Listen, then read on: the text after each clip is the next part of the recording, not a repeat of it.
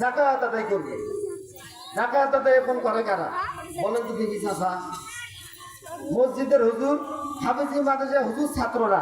কথা বলেন, কথা ঠিক কিনা? যাকাত আদায় করবে তারা কারা? ইমামাতুল কুবরা যারা। কথা বলেন, কথা ঠিক কিনা?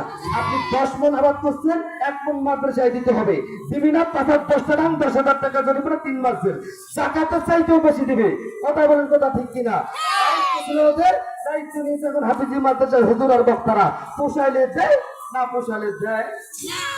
যাকাত হয়েছে এখন পোষা। কথা বলেন, কথা ঠিক কিনা? 2 নম্বর কর্মসূচি হচ্ছে, আচ্ছা 3 নম্বর কর্মসূচি হচ্ছে আমারও বিল মারুফ, ভালো কাজের আদেশ করতে হবে। কিসের? ভালো কাজের। এই মাদ্রাসা করো, মসজিদ করো, এটা করো, ওটা করো, সব দায়িত্ব এখন হাফিজি মাদ্রাসা হুজুর আর ইমাম সাহেবদের। কথা বলেন, কথা ঠিক কিনা? আল্লাহ সুবহানাহু ওয়া তাআলা ইমামাতুল কুবরাদের 4 দফা কর্মসূচি পালন করার তৌফিক দান করুন। সকলে বলুন আল্লাহ।